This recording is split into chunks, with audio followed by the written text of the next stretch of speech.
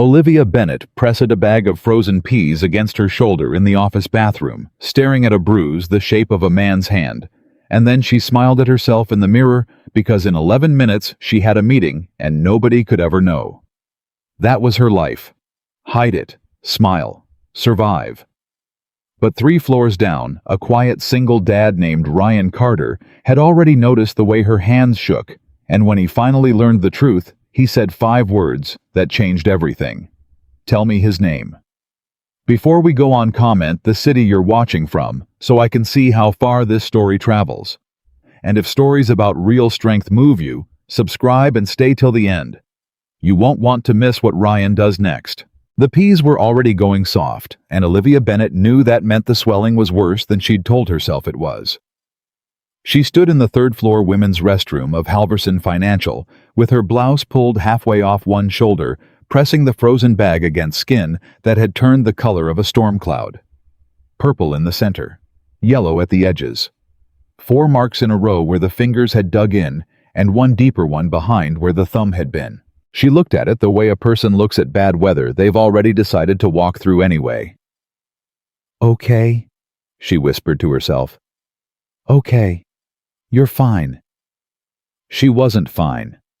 But saying it was a habit now, the way some people say, "bless you" when a stranger sneezes. Automatic.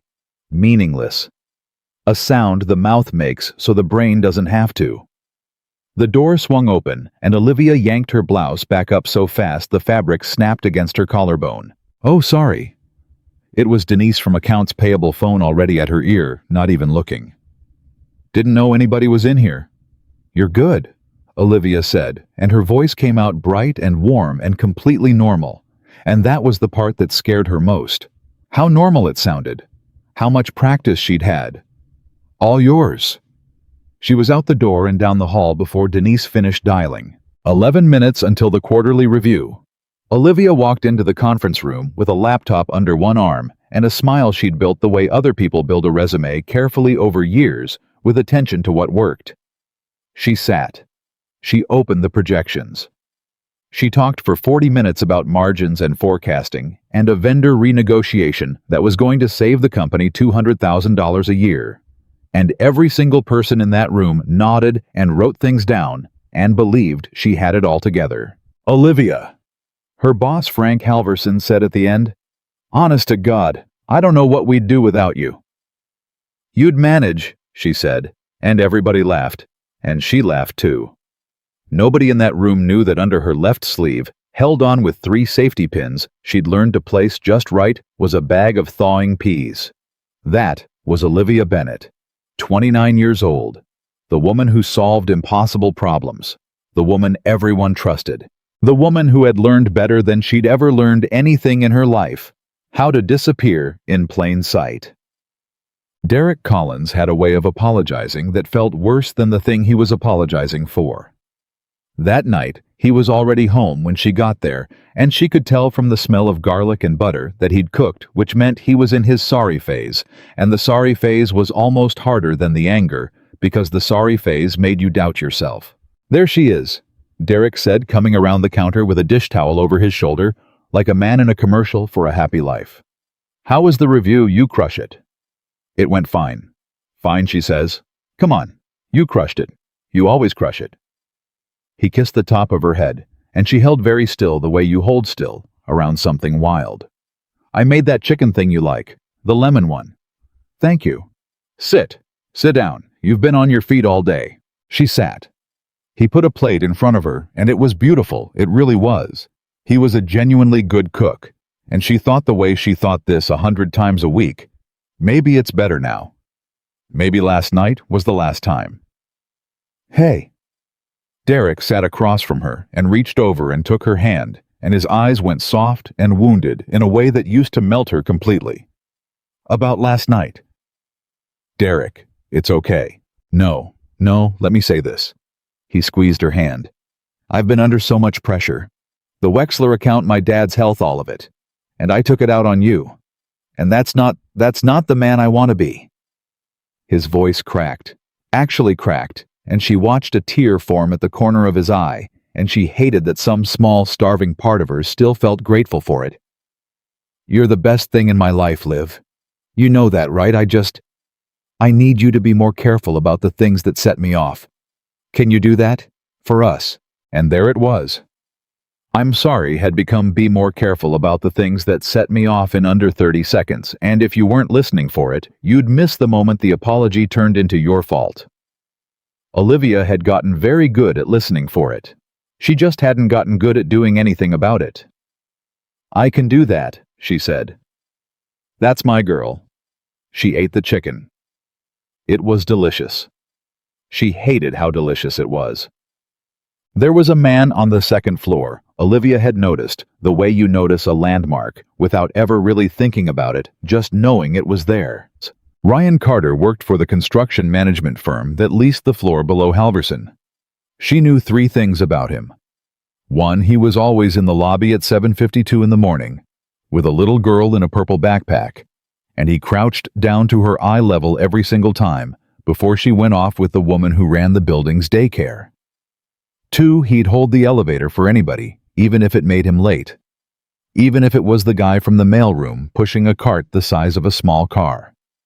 And 3, he never looked at her the way men usually looked at her. That third one she'd noticed most of all because Olivia was a big woman, and she had a lifetime of experience with the specific catalog of ways men looked at big women. There was the look that skipped right over her. There was the look that lingered a beat too long and then smirked. There was the pitying look and the surprised look when she said something smart, as if her being smart and being her size didn't compute. Ryan Carter just looked at her like she was a person. The first real conversation happened over a copier. She was in the shared business center on the ground floor at 6:40 in the evening, long after most people had gone home wrestling with a box of client binders she needed for a morning meeting. She'd lifted it wrong, favored her good arm, forgot, and the bad shoulder lit up like a struck match. The box slipped. Papers went everywhere. Whoa! Hey, I got it! And there he was, down on one knee, gathering up spreadsheets before they slid under the copier. You don't have to do that, Olivia said, already reaching, already apologizing with her body the way she apologized with everything. I've got it. I'm so sorry, Nobody has to do anything. Ryan handed her a stack squared off neat. I'm just standing here. Might as well be useful. He looked up at her, and then his eyes went just for a half second to the way she was holding her left arm against her body. Just a flick. Then back to her face. You okay to lift that? Looks heavy. It's fine. I didn't ask if it was fine. I asked if you were okay to lift it. Olivia opened her mouth to say the automatic thing. I'm fine. The words were right there, loaded ready. But something about the way he'd said it, the difference between, is it fine, and are you okay, snagged on something in her chest. My shoulder's a little messed up, she heard herself say. Slept on it wrong.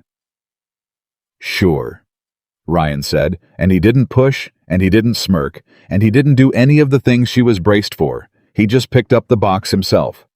Where's it going? 3rd floor. Really, you don't have to. I'm going up anyway. Emma left her water bottle in the daycare cubbies, and if I go home without it, it's a whole thing. He stood box in his arms like it weighed nothing, and gave her a small, tired smile. You have no idea the diplomatic crisis of a forgotten water bottle. And for the first time in longer than she could remember, Olivia laughed. A real one. Surprised out of her. They rode the elevator up. He asked her nothing about her shoulder. He told her a story about Emma deciding she was going to be a marine biologist and a firefighter, and a person who names paint colors all at once because why not? And Olivia laughed twice more. And when the doors opened on 3, he set the box down exactly where she pointed and said, "Get that shoulder looked at," and left before she could even thank him properly. She stood there for a second after he was gone. Nobody had asked if she was okay in a long time. Not really. Not in a way where they were actually waiting for the answer. She didn't know yet that the question would change her life. She just knew that on the elevator ride for 4 floors, she'd forgotten to be afraid. The thing about living with someone like Derek was that the fear became weather. You stopped noticing it was there. It was just the climate you lived in. He didn't hit her every day. That was the part people never understood, the part that had kept her stuck for 2 years. If it were every day, she used to think she'd leave. If it were every day, it'd be simple. But it wasn't every day.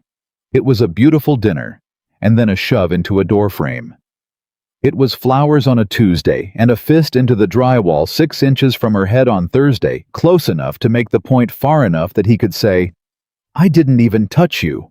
Why are you crying? Why do you always do this?" It was him telling her in the calm, reasonable voice he used for the worst things that she was lucky. "You gotta understand something, Liv." He'd say it while she was crying. He'd say it gently, like a doctor delivering a diagnosis. "Guys aren't lining up. You know that, right? I'm not trying to be cruel. I'm the one who's honest with you. A woman your size at your age, I chose you. Remember that. I chose you. So when you push me, when you make me like this, you're throwing away the one guy who was willing to look past all that." And the terrible thing, the thing she was most ashamed of, was that for a long time she'd believed him. Because he'd found the oldest bruise she had, the one nobody put there. The one she'd carried since she was a girl, being told she'd be so pretty if she just lost the weight since she was a teenager. Not asked to a single dance since a lifetime of being the funny friend, the smart friend, the reliable friend, never the one anybody chose. Derek hadn't made that wound. He'd just found it and pressed his thumb into it over and over until she believed that his cruelty was the best she could hope for. That was his real weapon, not his hands. His hands just finished what his words started. "You're limping." It was 3 weeks later, another late evening, another accidental crossing of paths, except Olivia had started to wonder if they were accidental, or if some part of her had started staying later on purpose, hoping to run into the quiet man from the second floor. "I'm not limping," she said. "Olivia." Ryan set down the coffee he'd been getting from the machine. "You're limping." "I twisted my ankle. On the stairs." "On the stairs." "On the stairs." He looked at her for a long moment. And this was the thing she was learning about Ryan Carter. He didn't fill silences. Most people, when they suspected something, they'd talk over it, ask a rush of questions, make it easier for you to lie. Ryan just went quiet and let the silence sit there until the truth got uncomfortable in it. "Okay," he said finally. He didn't believe her. She could see he didn't believe her. But he also didn't corner her. "You want a coffee? This machine makes the worst coffee in the state of Ohio, and I drink it every day like an idiot." And just like that, he let her off the hook, and she was so grateful she could have cried. They got in the habit of it after that. Not planned. Never called a date, never called anything. Just two people who happened to be leaving late standing by a terrible coffee machine talking. He told her about the fire. 14 years I did it, he said one night. Loved it. Every part of it, even the bad parts. Especially the bad parts, if I'm honest, which probably says something about me. He turned the paper cup in his hands. There was a call. Apartment fire, East Side. We got everybody out, except there was a woman, 3rd floor. And the guys said the structure was going, and my captain called it, said, we're not going back in, and He stopped. I went back in anyway. Did you? Got her out. Yeah. He wasn't smiling. Broke my back doing it, 2 vertebrae. That's why I sit funny, you probably noticed. And that's why I do this now instead of that. He gestured vaguely at the building, the desk job, the whole downsized life. Department gave me a medal and a medical discharge in the same week.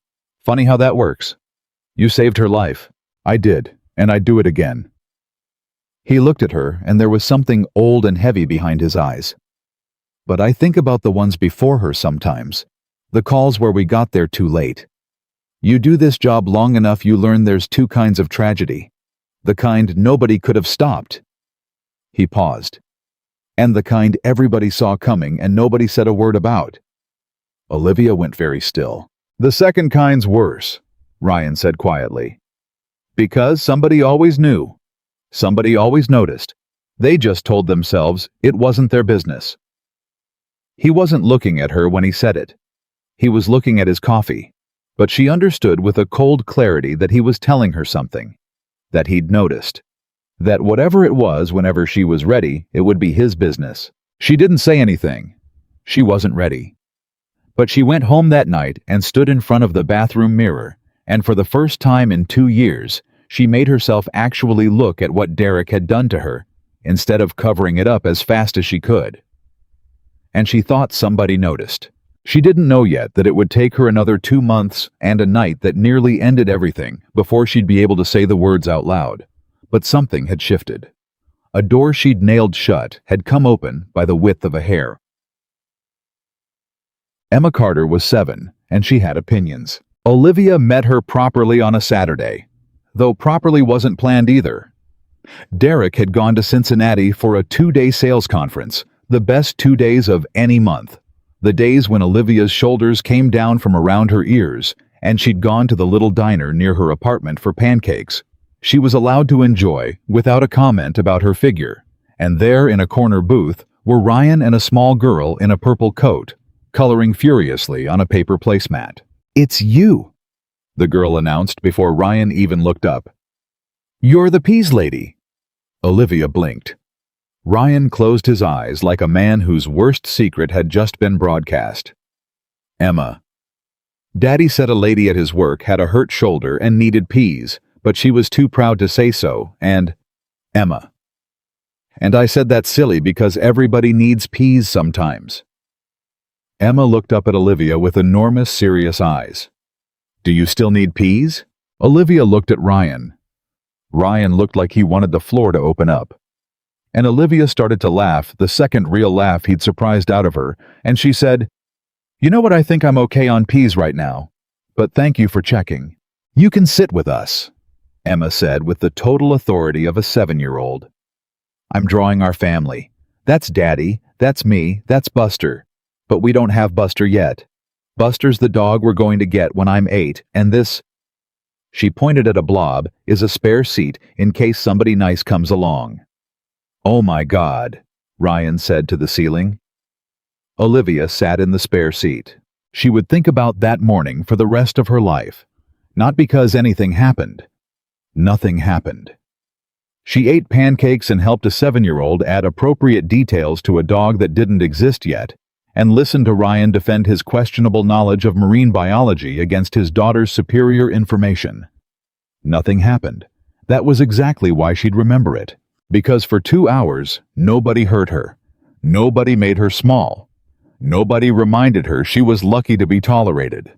For 2 hours, she was just a person at a table, and it was so ordinary and so enormous that on the drive home, she had to pull over because she was crying too hard to see the road. This, she thought. It could be like this. People just lived like this. Ordinary and kind and unafraid.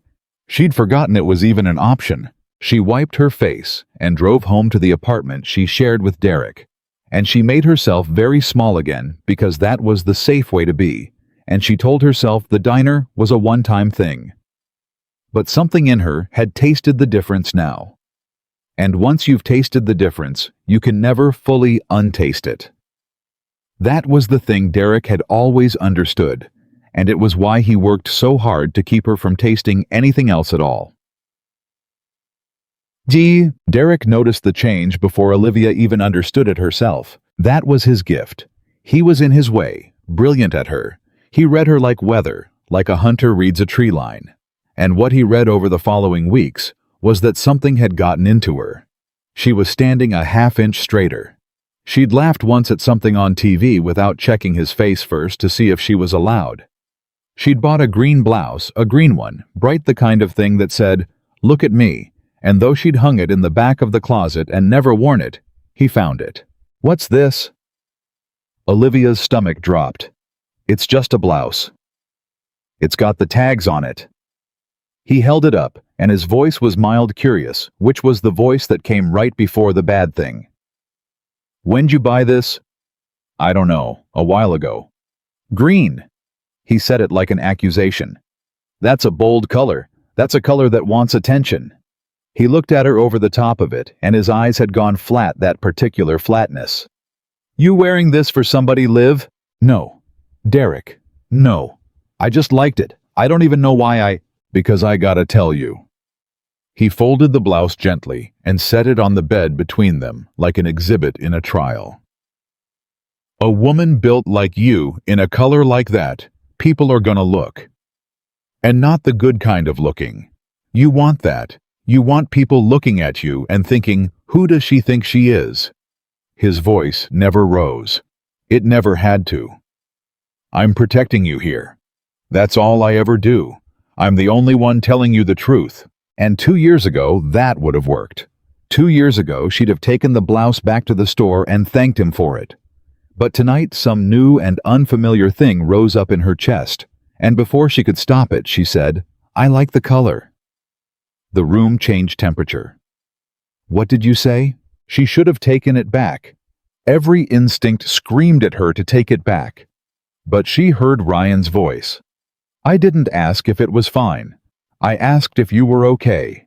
And she heard Emma saying, "Everybody needs peas sometimes." And she heard a version of herself she barely recognized. Say quietly, "I said I like the color, Derek. It's just a blouse." He was across the room before she finished the sentence. He didn't hit her that time. He was too smart for a mark that showed.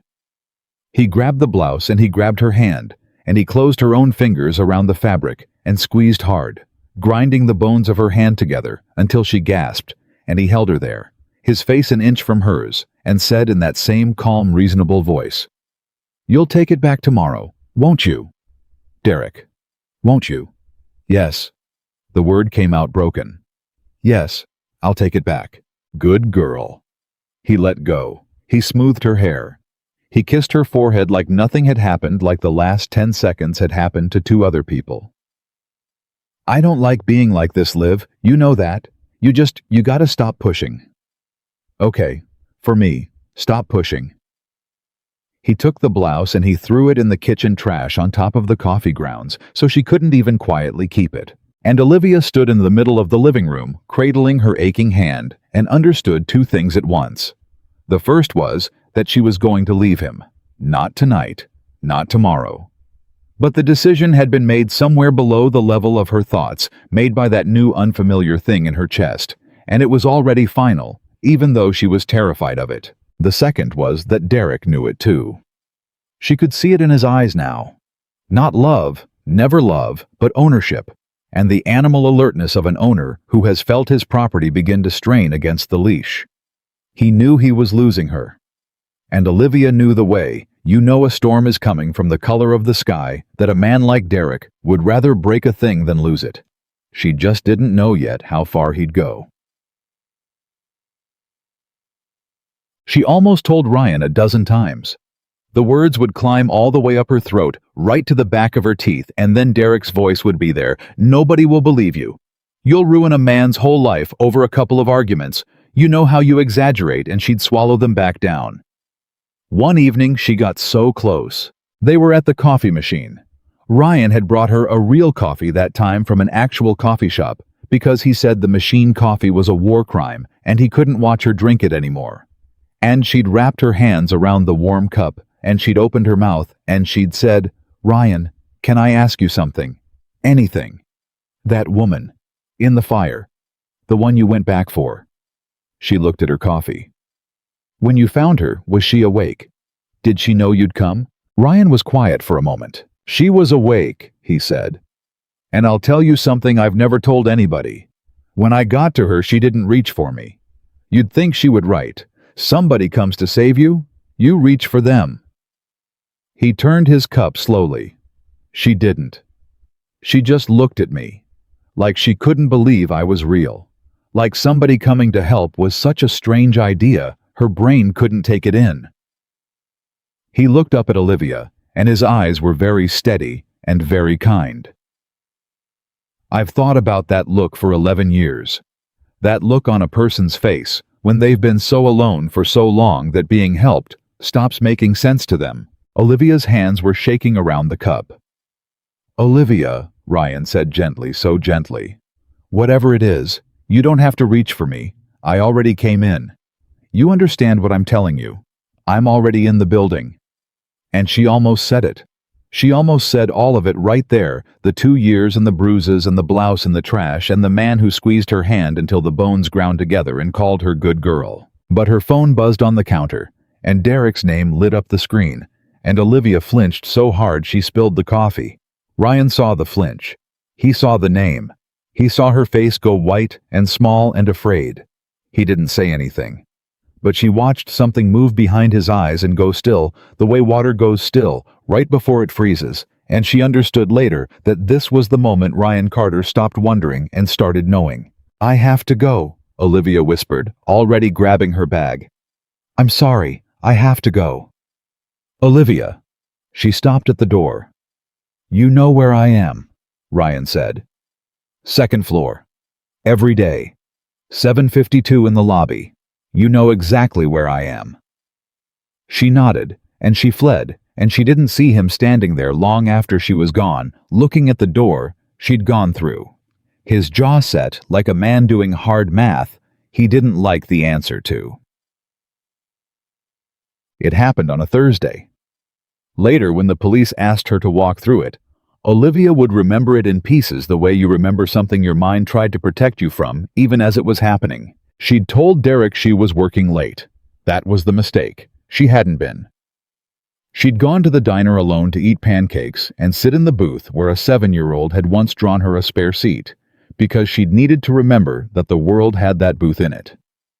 She'd needed to remember before she did the thing she'd finally decided to do, which was find an apartment quietly and be gone before Derek ever knew she'd been looking. But Derek had called Halverson Financial at 8 p.m. to ask a coworker if Olivia was still there. And she wasn't. And when she walked into the apartment at 9:15, he was sitting in the dark. "Where were you?" Not a question. She knew that voice. Her whole body knew that voice. "I told you. I was working." "I called your office." He stood up slowly. "I called and Marcy said you left at 5:30, so I'm going to ask you one more time and you're going to tell me the truth because I always know Liv. You know I always know." He came toward her. "Where were you?" "I got dinner. By myself. I just wanted—" "By yourself." "Yes." "You expect me to believe you sat in a restaurant by yourself for 3 hours?" He was close now. "A woman like you, alone, in public. You expect me to believe that. And that a woman like you, that was the thing that did it. That was the exact phrase, the one he'd used to shrink her 1,000 times, and tonight, God knew why tonight after everything, it didn't shrink her. It made her angry." "Yes," Olivia said. "That's exactly what I expect you to believe. Because it's true. And I'm tired, Derek. I'm going to bed." She turned to walk away from him. She had never in 2 years turned her back on him and walked away mid-fight. Not once. And she felt the change in the air behind her, the way an animal feels it, and she almost got to the hallway. She was so close, and then his hand closed around the back of her neck. What happened next happened fast. He spun her. She hit the wall, the frame of the closet door hard, right across the shoulder that had never fully healed, and the pain was white and total. And she heard herself cry out, and he had a fistful of her collar, and he was saying things close to her face, spit flecking her cheek, calling her a liar, calling her worse. And the calm was gone now. The reasonable voice was gone. And what was left underneath it was the real thing. The thing the reasonable voice had always been hiding. And Olivia pinned against the doorframe with her old injury screaming, and her boyfriend's face contorted, an inch from hers, had one clear thought, clearer than any thought she'd had in 2 years. "I'm going to die in this apartment, and everyone will say they had no idea." And then she thought Ryan knew. Ryan would know. She got a hand up. She got it into her pocket. And while Derek was screaming into her face, her thumb found her phone by feel, and she pressed it, and she didn't know what she was pressing. She just pressed, and somewhere a call went out into the dark. Derek heard it. The little rising tones of a phone dialing. He looked down, and his face when he looked back up at her was something she'd never seen before, not anger. Anger she knew. This was worse. This was the flat, dead calm of a man who had decided he no longer had anything to lose. "Who?" he said softly. "Did you just call?" Olivia didn't answer, because down in a small house on the other side of town, a phone was ringing on a nightstand, and a former firefighter who slept lightly, who had slept lightly every night for 11 years, since a woman on a third floor looked at him. Like help was a foreign language, that man was already sitting up in the dark, already reaching for the phone, already saying, "Olivia." And then when the only answer was a crash, and a man's voice and a woman's cry cut short, "Olivia." Ryan Carter was on his feet. He was moving. He had one arm in his jacket and his car keys in his hand and his phone pinned to his ear with his shoulder. And he was in his daughter's doorway, telling a sleepy 7-year-old that he had to go help a friend, and Mrs. Alvarez from next door was going to sit with her, and he was doing all of it at once, the way he used to move toward a fire, while everyone else moved away from it. "Olivia, I can hear you," he was saying low and steady into the phone, into the sounds of the worst night of her life. "I'm coming. Do you hear me? Whatever's happening, I heard it. I'm already in the car. I'm already coming." And on the other end of the line, pinned against a doorframe by the man who'd spent 2 years teaching her that no one would ever come, Olivia heard him. She heard him say, "I'm already coming." And for the first time in 2 years, in the worst moment of her life, she did the thing the woman in the fire hadn't been able to do. She reached. The dial tone was still alive in the dark when Derek ripped the phone out of her hand. He looked at the screen. He saw the name. And Olivia watched the last human thing go out of his face. "Ryan." He read aloud slow like he was tasting it. "Who's Ryan live?" "Nobody. He's nobody. He's a guy from the building. A guy from the building." Derek's thumb ended the call. The dial tone died. And somehow, the silence that came after was worse than any shouting had ever been. "You called a guy from the building at 9:15 at night, while I was standing right here. Derek, please." No, don't." He held up a hand, almost gentle, and that gentleness was the most frightening thing in the room. "I want to understand this, because I have given you everything. I took you in when nobody else wanted you. I fed you. I told you the truth about yourself when the whole world was too polite to. And this is—" His voice cracked, and for one insane second, she thought he might cry. And then she saw it wasn't sadness, it was fury, looking for a door.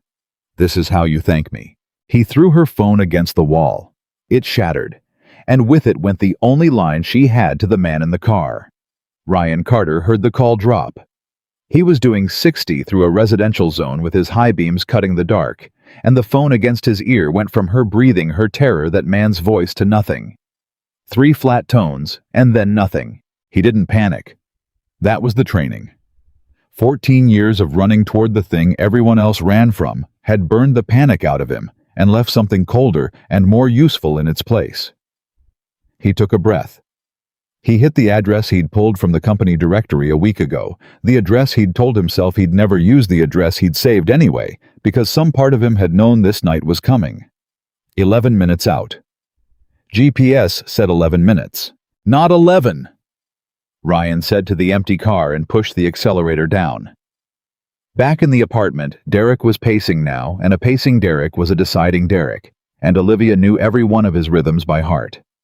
She had slid down the wall to the floor because her shoulder wouldn't let her stand, and she kept her eyes on him because you never looked away from him when he was like this. You tracked him the way you'd track a downed power line. "Here's what's gonna happen," Derek said. "You're gonna call him back, on my phone, and you're gonna tell him you're fine. You're gonna tell him it was an accident, you sat on the phone, whatever, and you're gonna sound happy about it, Liv. You're gonna sound real happy." He's not going to believe that. Then you'll make him believe it. He crouched down in front of her, forearms on his knees, and he was so close she could smell the beer now under the calm. The beer she hadn't smelled when she walked in, and that changed the math, that changed everything, because a sober Derek stopped at Bruises that didn't show. Because if he shows up here, Liv, if some guy from your building shows up at my door because you couldn't keep your mouth shut, I promise you whatever you think is going to happen tonight, it's going to be so much worse. Derek, call him back. He's a firefighter, Olivia said. She didn't plan to say it. It just came out of her, from the same new place the "I like the color" had come from, and she watched it land on Derek's face, and she saw for the first time in 2 years a flicker of something in him that wasn't in total control. What? He was a firefighter for 14 years. He went back into a burning building for a stranger after his captain called it. He broke his back carrying her out. Olivia's voice was shaking, but the words kept coming steady underneath the shake like a train under fog. So when he gets here, and he's coming, Derek, he's already coming. You should know that you are not the most dangerous man who's going to be in this apartment tonight. For one full second, nobody moved. And then Derek laughed, but it was a beat too late, and they both heard how late it was. You think that scares me? I think, Olivia said, you just checked the door. He had. His eyes had flicked to the door just once, and they both knew it, and something shifted in the room. Some invisible weight sliding a fraction of an inch from his side of the scale to hers. It was the smallest thing. It was nothing. But it was the first inch of ground she'd taken from him in 2 years, and she felt it, and so did he. He grabbed her by the arm and hauled her up. Get up, get up. We're gonna go for a drive, you and me. We're gonna go somewhere and talk this out like adults away from your guy from the building. No. Olivia? No. She wrenched her arm and pain tore through her shoulder, and she didn't care. I'm not getting in a car with you. Because she knew. Some deep animal part of her knew that if she got in that car, the story would end on a shoulder of some road outside town, and there'd be a sad news segment, and everyone at Halverson would say she'd seemed a little down lately, and that would be all. She was not getting in that car. She would die on this floor before she got in that car, and if she was going to die tonight, she was at least going to die in a place where someone was coming. Derek's hand came up, and down the highway 4 minutes out now. Ryan Carter ran a red light with both hands tight on the wheel and his jaw set, and he was talking again out loud to a woman who couldn't hear him. Hold on, he said. You hold on. I don't care what he's telling you in there. I don't care what he's told you for the last however long. It's not true. Whatever it is, it's not true, and I'm 2 minutes out, and you just have to be there when I get there. That's all. Just be there. He didn't know if she'd be there. That was the thing that made his hands white on the wheel. 11 years ago, he'd gone into a fire not knowing if the woman on the 3rd floor would still be breathing when he reached her, and the not knowing had nearly killed him, more than the smoke had. This was that again. This was every nightmare he'd had since the day they pinned the metal on him and took his job away. A person on the other side of a door he wasn't sure he'd reach in time. Not again, Ryan said. Not this time. 2 minutes. In the apartment, Derek's open hand connected with the side of Olivia's face, and the world went sideways and bright, and she hit the floor again, and she tasted blood where her teeth had caught the inside of her cheek. But here was the thing Derek didn't understand, the thing men like Derek never understood until it was much too late. Every time he'd hit her over 2 years, she'd folded. She'd gone small and quiet and apologetic, curled around the hurt, made herself into the least possible target, and waited for it to be over. That was the pattern. That was what he'd trained into her blow by blow, the way you train a dog to flinch at a raised hand. She didn't fold this time. She looked up at him from the floor, blood on her lip, her hair across her face, and she started very quietly to laugh. What? Derek said. What's funny? What is funny? You, Olivia said. You're gonna hit a woman in the face 2 minutes before a firefighter walks through that door. She spit blood on his carpet, on his beige wall-to-wall carpet he was so proud of. You could have stopped at the shoulder. You could have stopped at the ones that don't show. You always used to be so smart about that, so careful. But you got sloppy, Derek. You put it on my face. She pushed herself up onto one elbow. Where people can see. Shut up. Where a jury can see. Shut up. He drew his foot back, and Olivia braced for it, and it never came. Because that was the moment the pounding started on the door. Not a knock. A pounding. A heavy fist hitting the door with the specific rhythm of a man who has broken down doors before, who knows exactly how they're built and exactly where they fail. And a voice came through the wood, calm and enormous and absolutely certain. Olivia, it's Ryan. Open the door. Derek froze. Olivia on the floor closed her eyes, and 2 tears ran sideways across her face, because she had spent 2 years being told no one would ever come, and someone had come. Tell him to leave, Derek hissed. He dropped to a crouch, grabbed her jaw, forced her to look at him. Tell him you're fine. Tell him right now, or I swear to God. Olivia. Ryan's voice again from the other side of the door, and it hadn't gone up at all. It was the steady voice of a man reading the situation through 3 inches of wood and finding it exactly as bad as he'd feared. I need you to say something. Anything.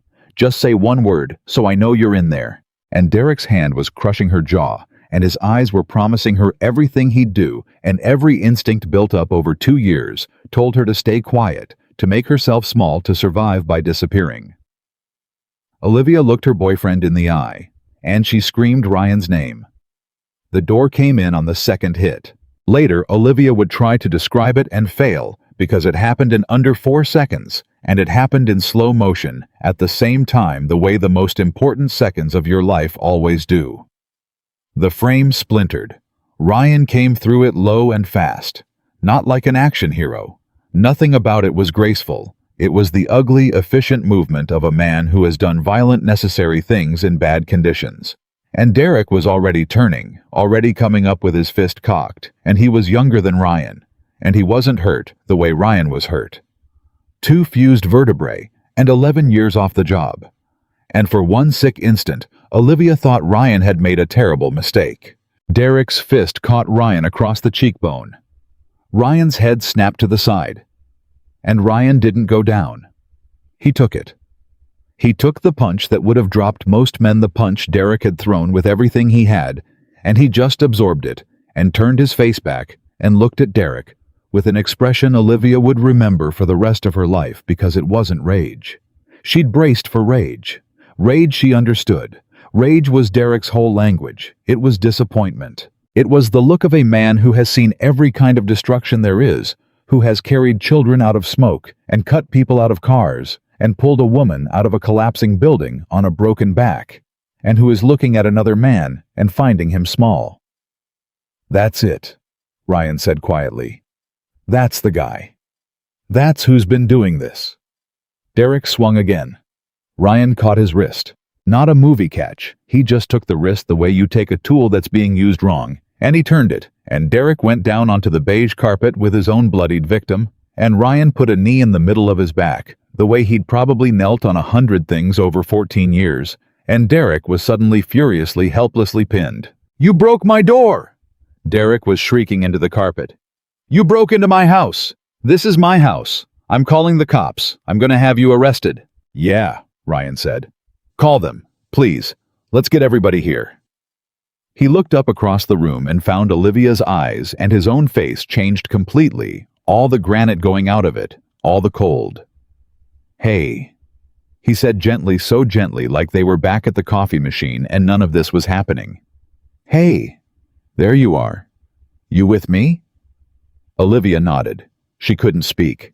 The scream had used everything she had. Okay. Good. That's real good. He kept Derek pinned without even seeming to think about it. Can you get to a phone? Your phone still work. He broke it. Course he did.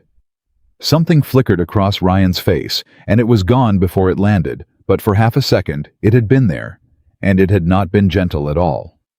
There's a phone in my jacket, left pocket. Can you get it and dial 911, sweetheart? Can you do that for me? She could. She crawled to him. She couldn't stand yet, so she crawled, and later, that would embarrass her, and later still. It wouldn't, because there was no shame in it. There was only a woman getting to the one person in 2 years who'd come when she called, and she got the phone out of his jacket, and her hands were shaking so badly, it took 3 tries to dial the 3 easiest numbers in the world. And while it rang, Derek, pinned and beaten and out of moves, played the last card men like him always play. He stopped struggling. He went limp. And his voice changed right there against the carpet, changed into something wet and wounded and reasonable. Live. Live, baby. Listen to me. Look what he's doing to me. Look what you made happen. This is exactly what I always told you. You get people involved, and everything falls apart. We could have handled this. We always handle this, you and me. Tell him to let me up. Tell him the truth, Liv. Tell him we just had a fight. Couples fight. Tell him Olivia. Olivia, look at me. After everything I did for you, you're really gonna let this happen?" And here it was. The voice that had run her life for 2 years. The voice that lived in her head, that spoke in Derek's cadences, even when Derek wasn't in the room. The voice that said, "Nobody will believe you, and you exaggerate, and a woman like you." It was all in there, all of it pitched perfectly to find the oldest wound and press. 2 years of conditioning does not evaporate because a door came off its hinges. Olivia felt the pull of it. She felt the old gravity, the terrible longing to make it all okay, to smooth it over, to take responsibility for the storm so the storm would stop. The 911 operator picked up. "911, what's your emergency?" Olivia looked at Derek on the floor. "My name is Olivia Bennett," she said into the phone in a voice that shook and did not stop. "My boyfriend has been hitting me for 2 years. He hit me in the face tonight. I need the police." Derek's face against the carpet went absolutely still, and Olivia understood, watching it happen, that she had just done the one thing he'd spent 2 years making sure she'd never do. She'd said it out loud, to a stranger, with a record. She'd taken the secret he'd built her whole prison out of, and she'd handed it to the world, and the world had said, "Okay, we're sending someone." "That's my girl," Ryan said very softly, and he'd taken the words Derek used to weaponize and made them mean the opposite, and Olivia started to cry. Really cry, the ugly kind, because it was over. Some part of it was finally over. "They're on their way," she told Ryan. "I heard. You did good. You did so good." Ryan adjusted his knee slightly on Derek's back, businesslike a man keeping a lid on a pot. "Now we just wait. That's all. We just sit here and wait for the nice officers, and you don't have to say another word to him. Not one more word. You hear me? You're done talking to him. Forever if you want." Derek tried once more. "Liv, she's done talking to you," Ryan said without heat, without even looking at him the way you'd tell a dog to get off the couch. "That part's over. You just didn't notice it end." The next hour moved fast and strange, the way real emergencies do in a series of jump cuts. The police came, 2 officers first, and then 2 more, and Olivia told her story on the beige carpet with a paramedic shining a light in her eyes and pressing careful fingers along her shoulder. The shoulder that turned out to have been cracked weeks ago, and never said an old injury laid over a new one. And the paramedic went quiet when she felt it, and then asked in a different and gentler voice how long Olivia had been hurting there. They took photographs. Olivia stood against the wall Derek was so proud of, and let a stranger photograph her face, her split lip, the finger marks already blooming on her arm. The shoulder, and every flash felt like a small violence and a small liberation, both at once, because these were her bruises, and for 2 years she'd hidden them, and now they were evidence. Now they were a record. Now they were the truth, with a date stamp on it. They put Derek in the back of a car. He didn't rage on the way out. That surprised her. She'd expected screaming threats, one last performance. Instead, he went quiet and dignified and terribly calm, and as they walked him past her, he turned his head and met her eyes and said in a voice pitched just for her, just low enough that the officers might not catch it, "You know they're gonna ask why you stayed. 2 years, Liv. They're gonna ask why you stayed if it was so bad. And you don't have an answer, do you? Because it wasn't like you're gonna tell them. We both know it wasn't." And that one landed. That one got in under everything, because it was the fear she'd been carrying under all the other fears, the one Derek had planted so deep, she'd stopped being able to see it as his, and started experiencing it as simply true that her staying proved it hadn't been that bad. That a real victim would have left. That she was somehow complicit in her own bruises. She felt herself start to fold. And Ryan, standing beside her with an ice pack the paramedic had given him pressed to his own swelling cheekbone, said quietly, not to Derek, only to her, "Only. You stayed because he made a cage you couldn't see. That's not a mystery. That's the oldest story there is. Anybody who asks you why you stayed is asking the wrong question, and any officer worth his badge knows the right one." He didn't raise his voice. He never did. The right question is why he did it. And he's gonna get asked that one for a long, long time. The officer's hand on Derek's head, guiding him down into the car. The door shutting.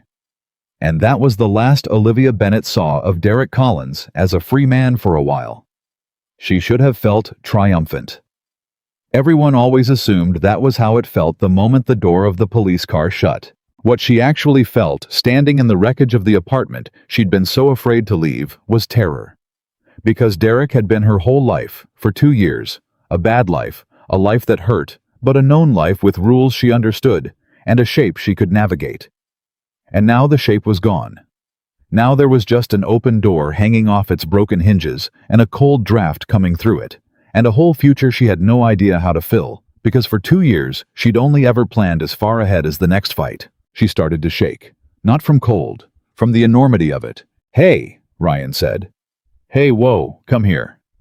And she did.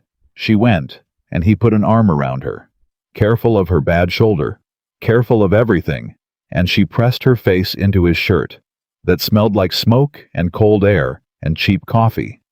And she completely fell apart, 2 years of it coming out at once. And Ryan Carter stood in a stranger's ruined apartment and held her together while she came apart and didn't say a single useless thing. He didn't say it's okay. It wasn't okay. He didn't say you're safe now. He wasn't going to promise her something he couldn't personally guarantee. He just held on and let her shake, and after a long time, when the worst of it had passed, he said the only thing that was actually true. "You're not going back there. Wherever you go from here, it's not back there. That's the only thing you have to know tonight. Everything else can wait till morning." They wouldn't let her stay in the apartment, and she wouldn't have anyway. An officer asked if there was somewhere she could go, someone she could call, and Olivia opened her mouth to say yes, of course, and then realized with a dropping horror that she didn't have anyone. That was the other thing Derek had done slowly over 2 years, so slowly she'd never caught it happening. He'd trimmed her life down. Her college friends had faded. Derek didn't like them. They were a bad influence. They were jealous of what she and Derek had. Her sister in Columbus.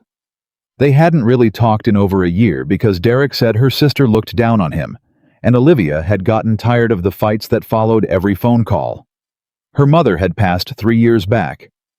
Her whole social world had been quietly amputated limb by limb until the only person left standing in her life was the man who'd done the amputating. She had a job full of people who trusted her, and not one of them she could call at 11 at night. "I don't," she started, and the shame of it closed her throat. "I don't have anyone. I don't have anywhere. Oh God, I don't have anywhere to go." "Yeah, you do," Ryan said. She looked at him. "Emma's got a guest room." "Well, it's not a guest room. It's the room where we keep the Christmas stuff and a treadmill nobody uses, but there's a bed in it, and clean sheets and a door that locks." He said it plainly, no big gesture like he was offering her a ride. "You'll stay with us tonight. You'll sleep. And in the morning we'll figure out the next thing and then the thing after that, one at a time. That's how you do a thing this big.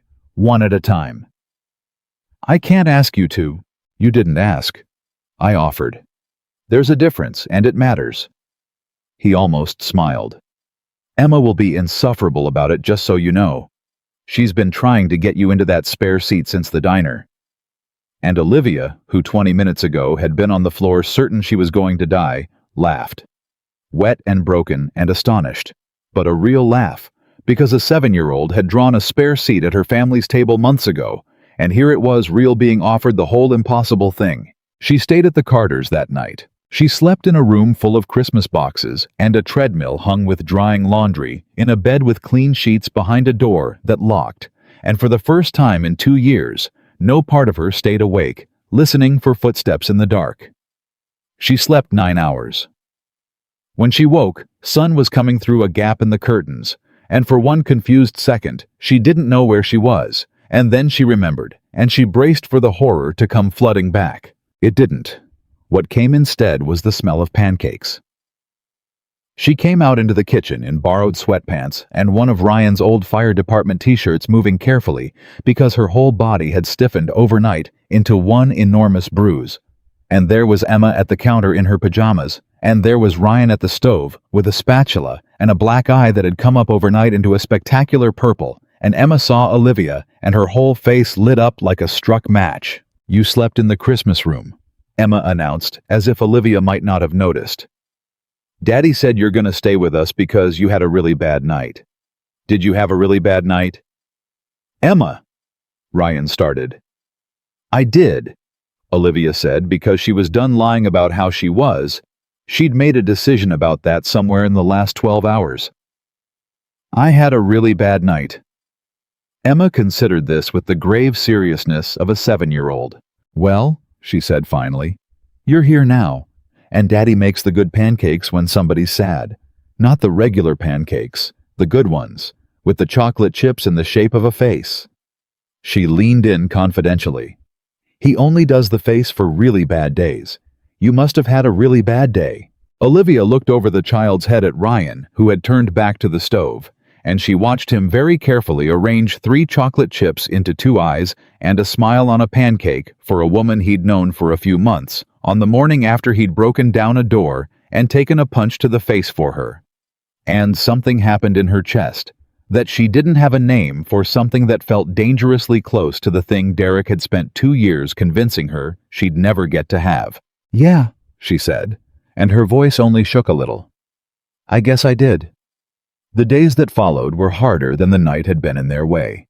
The night had been terror, but terror was simple terror told you exactly what to do. The days were complicated.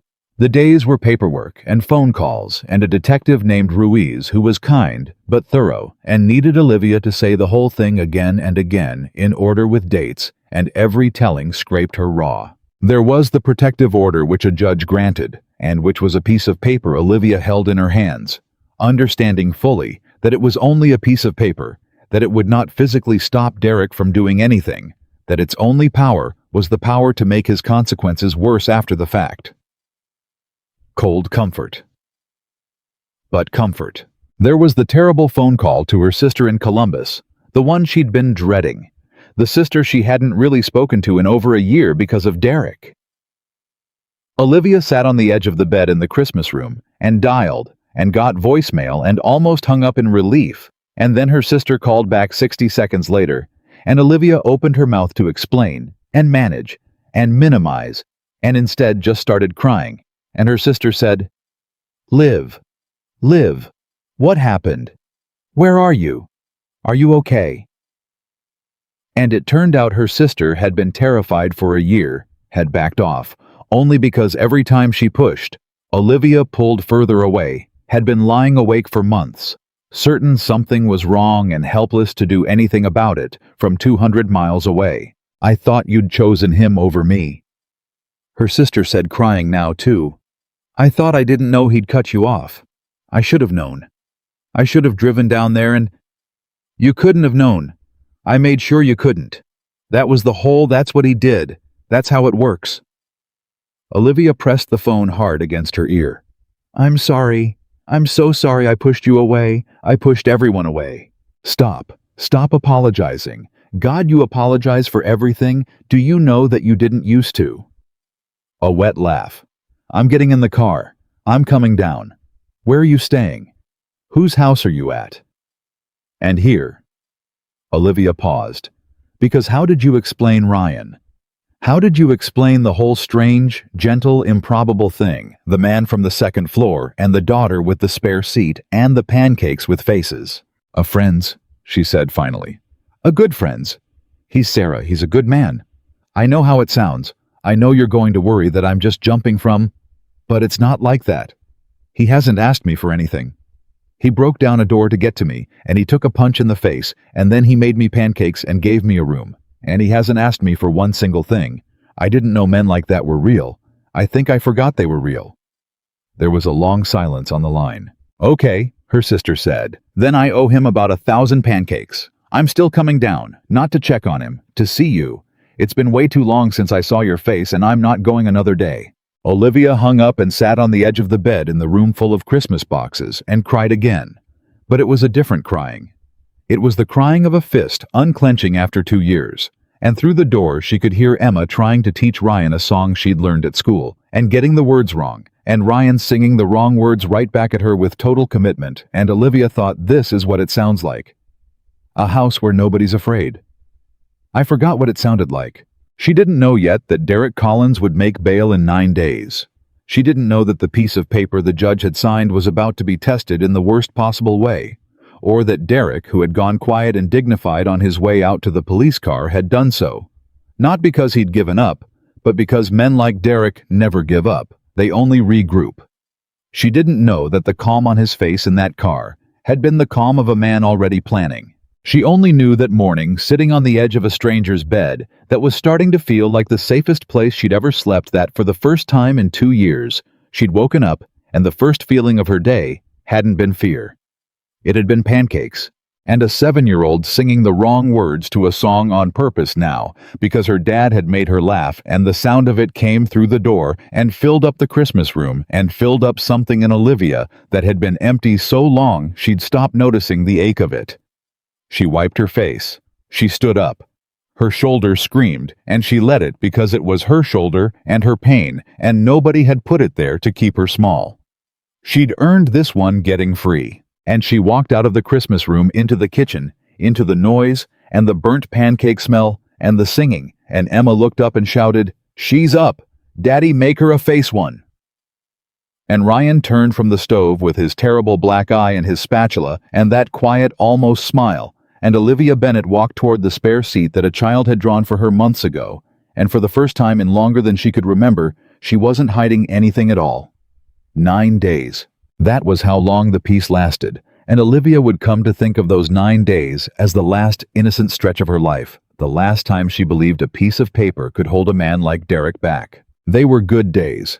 That was what made what came after so cruel. She fell into the rhythm of the Carter house the way you fall asleep when you're truly exhausted all at once without meaning to. She learned that Emma woke at 6:40, whether the world wanted her to or not. She learned that Ryan drank his coffee black and made hers with too much cream because he'd seen her do it once and remembered. She learned that a house could be loud without being dangerous, that raised voices could mean a game and not a warning, that a man could move quickly across a room and it could mean he was reaching for the syrup and nothing else. Her body took longer to learn it than her mind did. 3 days in Ryan came around a corner fast because Emma had yelled that the milk was expired, and Olivia flinched so hard she dropped a mug, and it shattered on the floor, and she was on her knees picking up pieces and apologizing before she even knew she was doing it, saying, "I'm sorry, I'm so sorry, I'll clean it, I'll buy a new one. I'm sorry."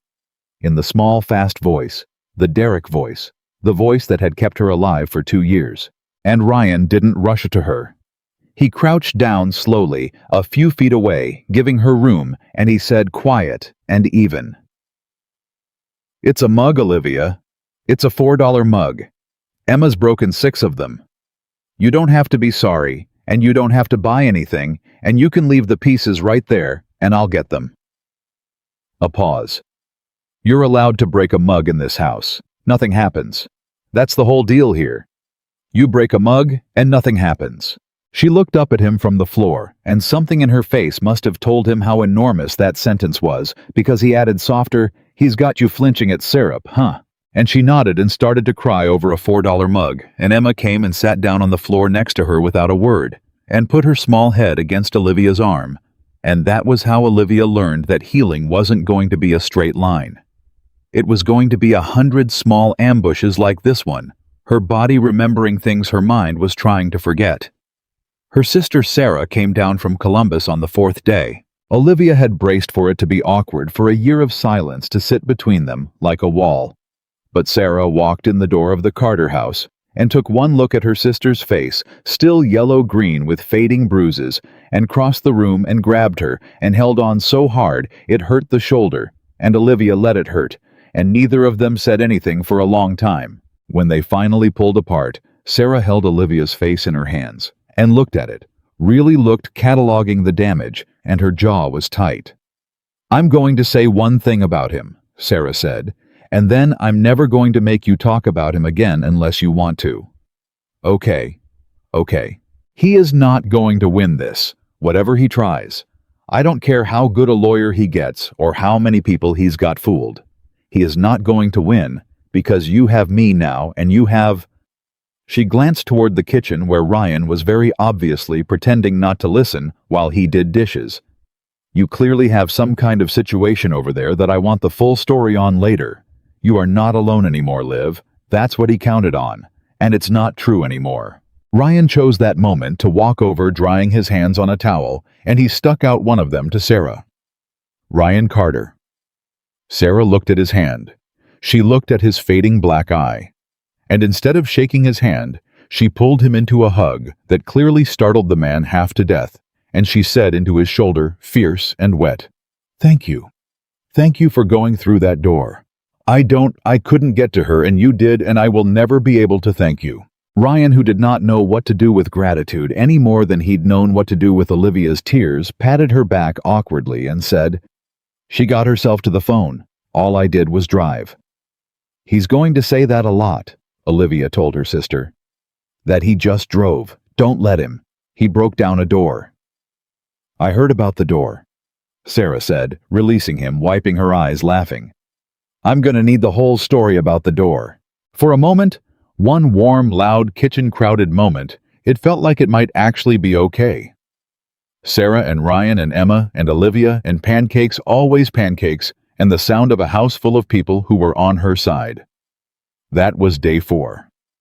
On day 9, Derek Collins walked out of the county jail on a bond posted by his brother, and the first thing he did with his freedom was drive past the Carter house at 11 at night with his headlights off. Nobody saw him do it. That was the thing about the beginning. You never see the beginning, you only recognize it later, working backward from the damage. But Olivia would find out afterward from the phone records and the neighbor's doorbell camera that Derek had done a slow, silent pass down the Carter Street at 11:14 p.m. on the 9th night, and had sat parked at the end of the block with his engine off for 19 minutes and then driven away, casing it, learning the shape of her new life so he could find the weak point in it. The protective order said he had to stay 500 feet away. The protective order was a piece of paper in a drawer, and Derek Collins was a car with its lights off at the end of the block, and Olivia slept 8 feet from a window she didn't know he was watching, and dreamed for the first time in 9 nights that she was safe. The next morning, she went back to work. Everyone had told her to take more time. The detective, Sarah, Ryan, all of them. But Olivia had spent 2 years having her world made smaller, and she'd be damned if she'd let Derek shrink it 1 inch further now that he was gone and her job was hers. It was the one part of her life he'd never fully touched, and she wanted it back. So on day 10, she put on real clothes, not the oversized armor, not the scarves, but an actual blouse that fit her and a blazer she liked. And she went back to Halverson Financial and rode the elevator up to 3, and she felt for about 4 hours like a person reclaiming her life. At lunch, Frank Halverson called her into his office and closed the door, and Olivia's stomach dropped the old dread, and Frank saw it and immediately held up both hands. "Nothing bad?" "God. Nothing bad, sit down. You look like I'm about to fire you." "The opposite." He sat on the edge of his desk. "Olivia, I've known something was wrong for a long time, months, and I want to apologize because I saw it, and I told myself it wasn't my place, and that was cowardice, and I'm sorry." He rubbed the back of his neck. "The bruises you thought you were hiding. The way you'd jump when your phone rang. Denise mentioned once she'd caught you with an ice pack in the bathroom, and you'd laughed it off. We all saw pieces, and not one of us said a word because it was easier not to." Olivia sat very still. "There's a woman comes into these situations," Frank went on, "and it's the same at every company I've ever worked at. Everybody knows and nobody helps because helping's uncomfortable and knowing's free. And I promised myself if I ever got the chance to not be that guy again, I'd take it. So." He slid a piece of paper across the desk. "Paid leave whenever you want it, no questions, no impact to your standing here. Security's been briefed if that man comes anywhere near this building.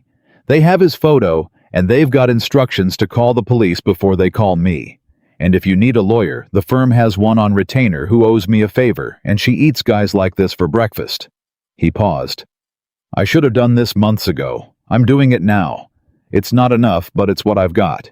And Olivia, who had walked into that office braced for a threat, walked out of it with an ally, and it rearranged something in her, because Derek had taught her that the world was full of people who would look away, and here was Frank Halverson, proving that some of them, given the chance, would look right at it instead. She would need that ally sooner than she knew, because Derek's strategy had become clear to everyone but Olivia, and it was patient, and it was legal, and it was almost impossible to stop. He didn't break the protective order in any way anyone could prove. He was too smart for that. What he did instead was live at the exact edge of it. He'd be in the grocery store she used, not near her, just there at the far end of an aisle, looking at cereal, and by the time she registered it, he'd already be walking away, and there was no law against a man buying cereal.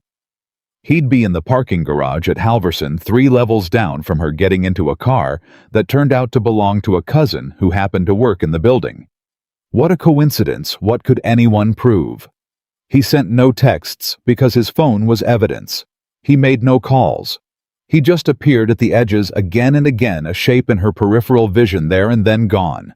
Until Olivia started to doubt her own eyes, started to wonder if she was seeing him where he wasn't, started to feel like she was losing her grip, which was exactly the point. "He's trying to make me think I'm crazy," she said one night at the Carter kitchen table after the 3rd sighting in a week, her hands shaking around a mug of tea. "That's what this is. He's not trying to get caught. He's trying to make me feel like I'm imagining it, like I'm the problem, like I'm the unstable one. It's what he always did. He'd do something awful, and then he'd look at me like I was insane for being upset about it. And now he's doing it from a distance, and there's nothing I can. If I call the police and say he was buying cereal, I sound crazy. That's the whole point. He's built it so that reporting it makes me sound crazy." Ryan had gone very still across the table. "Okay," he said. "Then we stop trying to prove the small stuff. That's a game he set up to win. We don't play it." He was quiet for a moment, and Olivia recognized the look, the doing hard math look. "We document everything, times and dates. We build the pattern, because a pattern's a different thing than an incident. One sighting is nothing. 40 sightings logged with dates, that's a stalking case. He's counting on each one being too small to report, so we don't report them one at a time. We collect them. And when there's enough of them, we hand a detective a stack of paper an inch thick, and suddenly the small stuff isn't small anymore. You've thought about this." "I sat with a lot of firefighters over 14 years, Ryan said. "You'd be surprised how many of them had a version of this at home. Guys who ran into burning buildings and couldn't figure out how to protect their own wives from something the law couldn't quite see." His jaw tightened. "I learned some things. Wish I'd learned them for reasons that weren't so ugly." So they started the log. Every sighting, every coincidence, every shape at the edge of the frame. Dates, times, locations, witnesses. Olivia kept it on her phone, and Ryan kept a backup, and it grew, and it was awful to watch it grow, because each entry was a violation. But there was something steadying in it too, in turning the fear into a record and transforming "Am I crazy?" into "Here is the evidence dated that I am not." 2 weeks into the log on a Tuesday, everything changed. Olivia was at the diner. Their diner, hers and Ryan's and Emma's, the one with the booth and the spare seat, and she'd gone there alone because she'd decided that she would not let Derek take the diner from her. She would not let him amputate one more thing. She would sit in that booth and eat pancakes as a free woman. And Derek slid into the seat across from her, just like that, in the diner, in public, in violation of a court order, in a booth with 15 witnesses, and Olivia's whole body locked up the old animal freeze, and Derek smiled at her warm and easy, like they were a couple on a date. "Don't make a scene," he said pleasantly. "You don't want to make a scene. Look how nice everybody's having lunch. You start screaming, 'You're the crazy one, remember? You're always the crazy one.'" He picked up her fork and turned it over in his hands. "I just want to talk, Liv. 5 minutes. Is that so much to ask after everything?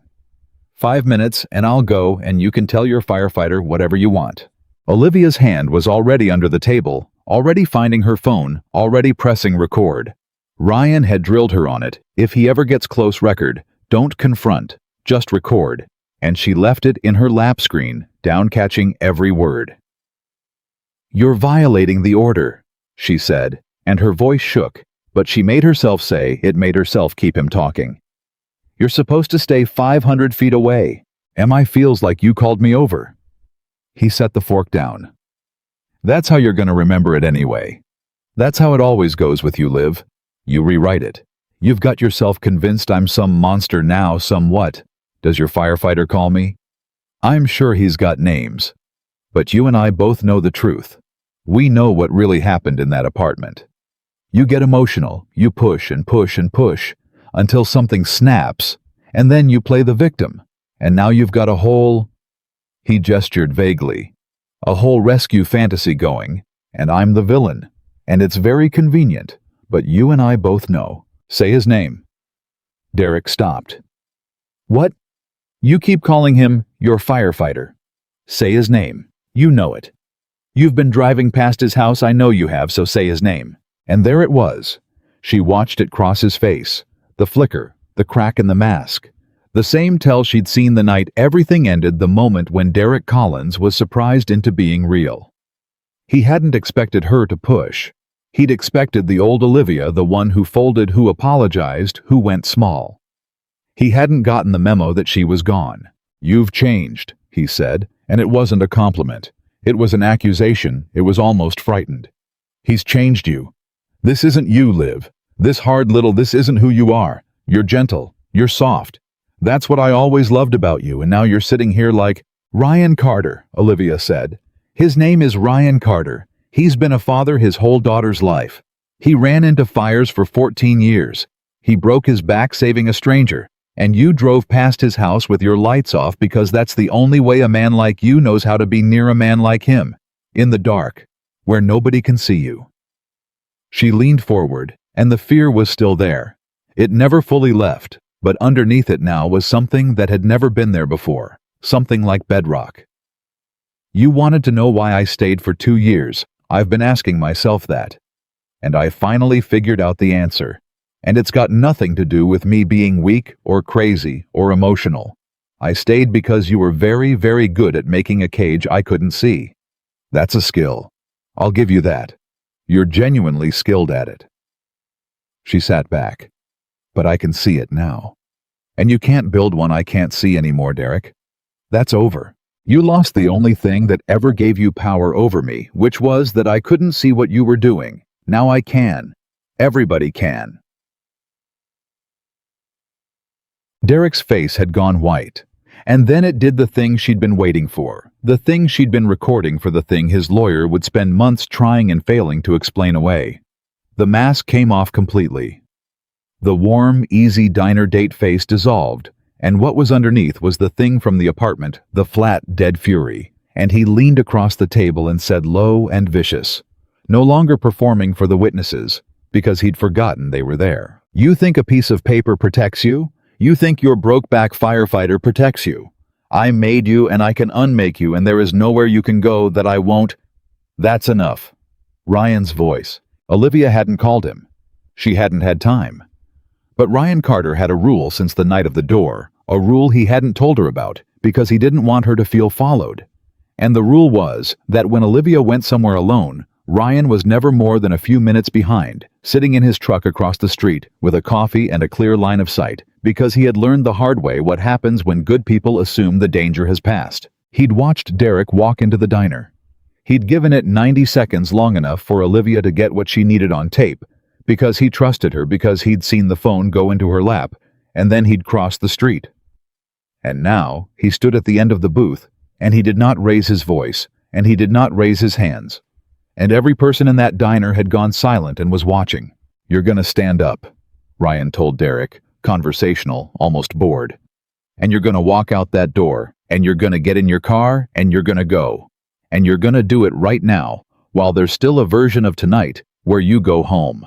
Because there's about 15 people in here who just watched you sit down at a table with a woman who's got a court order against you, and half of them are filming, and the other half already called the cops. He tilted his head. You hear that? That's sirens. That's for you. So you've got about 90 seconds to decide how this goes. Derek stood. For a second, one long, taut second, Olivia thought he was going to swing, and so did Ryan. She could see Ryan shift his weight, ready for it, almost inviting it. But Derek wasn't stupid, whatever else he was, and a diner full of phones was not a dark apartment, and he knew it. "This isn't over," Derek said. "It's pretty over," Ryan said. "You just did it in front of witnesses. Whatever you had going, the parking garage, the grocery store, driving past my house, that was smart, I'll give you that. It was almost impossible to pin down. And then you got impatient, and you sat down in a diner and said it all out loud with 15 people watching. You beat yourself. Nobody did it to you. You just couldn't stand that she stopped being afraid." Derek looked at Olivia one last time. "You're gonna regret this," he said. "Maybe," Olivia said. "But I'm gonna regret it as a free woman. And you're gonna regret sitting down in this booth for a lot longer than I'm gonna regret anything." The police came through the door 30 seconds later. This time, Derek didn't go quiet and dignified. This time with the recording on Olivia's phone, and 15 witnesses, and a clear, provable, unambiguous violation of a protective order committed in broad daylight. He understood that the careful machine he'd built had just collapsed, and he lost it right there in the diner, shouting things at Olivia as they cuffed him that only proved every word she'd ever said about him, screaming that she was crazy, that she'd lured him there, that this was all her fault, performing even now, even in handcuffs, the story where he was the victim. Except now, there was no one left in the room who believed it, not one single person, because they'd all just watched the truth with their own eyes. And Olivia sat in this booth, her booth, the one with the spare seat, and watched them take him out, and she didn't cry this time. She was too busy noticing that her hands had stopped shaking. Ryan slid into the seat across from her, the seat Derek had just been dragged out of, and he looked at her, carefully checking the way he always checked. "You okay?" He violated the order in front of 15 people, Olivia said slowly, like she was working it out as she said it. He said all of it out loud, on tape, in public. After weeks of being so careful, nobody could touch him. She looked up at Ryan. Why would he do that? He's smart. He spent weeks being smart. Why would he blow all of it all at once like that? And Ryan, who had watched a lot of men lose a lot of things over 14 years, said the truest and most frightening thing anyone had said yet, because he finally understood he'd already lost you. And a man like that, the careful stuff, the staying at the edges stuff, that's the behavior of a man who still thinks he can get you back. The second he understood you were really gone, that the fear was really gone, that you'd sit there and say his crimes back to his face and not even flinch. Ryan's jaw tightened. That's when he stopped playing to win. Because he can't win anymore. Now he's just playing to make sure you don't get to be happy without him. That's a different kind of dangerous Olivia. The careful kind wanted you back. This kind... He stopped. He didn't finish it. He didn't have to. Olivia looked at the door Derek had been dragged through and understood with a cold clarity that cut right through the small triumph of the moment that they had just won a battle and possibly started a war. That the man who'd just been arrested had nothing left to lose and had said so out loud in front of everyone. That a caged animal and a cornered one look the same right up until the moment they don't. She reached across the table, the same reach she'd made on the phone the worst night of her life. The reach the woman in the fire couldn't make, and she took Ryan's hand and held it, and neither of them said anything for a long moment in the sudden quiet of the diner. Then Emma's spare seat sat empty between them, and the pancakes went cold, and somewhere across town, a jail door closed on a man who had just promised in front of 15 witnesses that this wasn't over. And for once, Olivia thought she believed him. She believed him for exactly 6 days, and then the letter came. It arrived at Halverson Financial, addressed to Olivia in Derek's handwriting, which she'd know anywhere, that careful, controlled slant he used for everything, and her whole body went cold when the mailroom kid dropped it on her desk with a stack of vendor invoices. He'd sent it from jail. That was the first thing that didn't make sense. A man out on bond who'd just violated a protective order in front of 15 witnesses was back in a cell awaiting a new hearing, and he'd used his time there to write her a letter, and had it mailed by his brother to sidestep the no-contact order, and Olivia sat at her desk holding an envelope that was in itself a crime. She didn't open it. That was the first thing Ryan had ever taught her that stuck. Don't open it, don't read it. Whatever's in there, it's not for you, it's a weapon dressed up as a letter, and the only thing you do with a weapon is hand it to the people who can use it against him. She called the detective, She called Ryan, and she put the letter in a plastic bag without reading a word of it, and her hands only shook a little, and she thought that's growth. That's what growth looks like. My hands only shake a little now. Detective Ruiz came to Halverson himself to collect it, and when he'd bagged it properly and logged it, he sat across from Olivia in the small conference room Frank had given her and said carefully, "You did exactly right. Not opening it, that's evidence now, clean, uncontaminated. That letter's another violation and a stupid one. His lawyer's gonna want to strangle him." He paused. "But Olivia, I have to be straight with you because you've earned straight. Him doing this writing from a cell using his brother, risking more charges, it tells me something, and I don't love what it tells me." "He can't stop," Olivia said quietly. "Even when stopping is the only smart move, he can't stop. He can't stop." Ruiz nodded. "Some of these guys, once they lose control of the person controlling the situation, becomes the whole thing. He knows he can't have you back. So now the goal is just contact. Any contact. Making sure you can't go 5 days without him existing in your life. It's not love. I know sometimes it can feel like it's love gone wrong. It's not. It's ownership that got told no and can't accept the word." Olivia thought about that all the way home. Home, the Carter house she'd started calling it home in her head without deciding to, and she thought about it while Emma showed her a spelling test with a gold star, and she thought about it while Ryan made dinner. Real dinner this time, not pancakes, and she was quiet enough that Ryan noticed and didn't push, just cooked and let her sit with it. After Emma was in bed, Olivia told him, "Ruiz thinks he's escalating." She had a mug of tea she wasn't drinking. "He thinks the letter means Derek's given up on getting me back, and now he's just, I don't know, existing in my life on purpose, making sure I can't forget him." She looked at Ryan. "And I keep thinking about what you said at the diner, about the two kinds of dangerous, the kind that wants you back and the kind that just doesn't want you to be happy."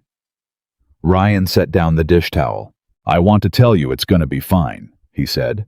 "I want to say the letter's the last of it. He's in a cell, the system's got him now. We just wait for the trial, and it's over." He pulled out the chair across from her and sat. "But I told you at the start, I wasn't going to promise you things I couldn't personally guarantee, and I'm not going to start now. So here's what I can tell you instead. Whatever he does next, and he's going to do something next, we both know that he's going to have to come through a lot more than a piece of paper this time. He's going to have to come through me, and through your sister, and through Frank, and through Ruiz, and through a diner full of people who already testified they watched him break the order." He leaned forward. "You spent 2 years with him counting on you being alone. That was the whole engine of it. And it's gone now. He built a machine that only runs on you being isolated, and you're not isolated anymore. And the machine's grinding itself apart, trying to run without the one part it needs. That's what the letter is. That's what the diner was. That's a machine tearing itself up because the fuel ran out." "And when it finally tears itself apart," Olivia said, "what does it do? Right at the end?" Ryan didn't answer right away. "That's the part I'm watching for," he admitted. "That's the part I don't sleep great about. But Olivia, you're not going to be standing there alone when it happens. That's the whole difference.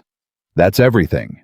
2 days later, the trial for the original assault was set, and Olivia learned that Derek had hired the best defense attorney in the county, a man named Gerald Voss, who was expensive and reptilian and very, very good. And Frank made good on his promise and brought in the firm's lawyer, a woman named Patrice Okafor, who took one look at the case file and said, "Oh, I'm going to enjoy this." And Olivia felt for the first time like the fight might actually be fair. But Voss was clever, and his strategy became clear fast. And it was the oldest strategy there is for a man like Derek: put the victim on trial. Why did she stay 2 years if it was so bad? Why didn't she call the police the first time or the 10th? Wasn't it true she'd once told a coworker that Derek was the best thing that ever happened to her? They had the birthday card from 18 months ago in her own handwriting. Wasn't it true she'd moved in with him voluntarily? Wasn't it true that on the night in question she'd lied to him about where she was, and didn't that suggest a volatile relationship with faults on both sides? And wasn't it convenient that she'd taken up with another man, this firefighter, this Mr. Carter, within days of her boyfriend's arrest? And didn't that suggest— "Objection," Patrice said for the 40th time, calm as still water. "Counsel is testifying." And it was working. That was the horror of it. Olivia sat in that courtroom and watched a skilled man take the true facts of her life and arrange them into a story where she was unstable, calculating, unfaithful, a woman who cried abuse when a relationship soured, and every fact he used was real. That was the sick genius of it. He wasn't lying. He was just building a cage out of true things, the exact thing Derek himself had done for 2 years. And Olivia realized with a lurch that Derek had finally found a way to do to her in public what he'd done to her in private. He'd hired a man to build the invisible cage in front of a jury. She started to fold. She could feel it happening on the stand. The old collapse, the small, fast, apologetic voice creeping back in. "I'm sorry. I know how it looks. I know I should have left sooner. I'm sorry." And then Patrice Okafor stood up for the redirect, and she walked to the stand, and she didn't ask Olivia a single question about why she stayed. "Ms. Bennett," Patrice said, "I want to ask you about the birthday card, the one where you wrote that Derek was the best thing that ever happened to you. Do you remember writing it?" "Yes." "When you wrote those words, were they true?" Olivia looked at her. "When I wrote them," she said slowly, "I believed them. He'd made sure I believed them. He'd spent months telling me nobody else would ever want me, that I was lucky, that he was the best I'd ever get. So yes, when I wrote that card, I meant every word. And that's not evidence that he was good to me." Her voice steadied as she went, the bedrock coming up under her again. "It's evidence of exactly what he did to me. He made me grateful to the person who was hurting me. That card isn't proof I'm lying now. It's proof of how well it worked then." The courtroom was very quiet. "You've been asked a lot today about why you stayed," Patrice went on. "I'm not going to ask you that. I think it's the wrong question, and I think you've spent enough of your life answering it. So I'll ask you a different one." She turned and looked at the jury, and then back at Olivia. "When did you leave?" And Olivia understood what she was doing, and something in her chest cracked open warm. "The night I called Ryan Carter," she said. "The night I dialed a number while my boyfriend had me pinned against a doorframe, not knowing if the call would even go through. That's when I left. Not with a suitcase. Not with a plan. I left the way people in that situation actually leave, which is in a terrifying half-second when you finally decide you'd rather die trying than keep living like that. That's when I left. And every single day since I've been leaving a little more. Because it turns out, you don't leave a man like Derek once. You leave him over and over every day 100 small times until one day you wake up and you're finally all the way out." Patrice let that sit for a moment. No further questions. The card never came up again. But Voss had one more card to play, and it came on the 3rd day of the trial, and it nearly ended everything. He called Emma Carter as a witness. The gasp in the courtroom was audible.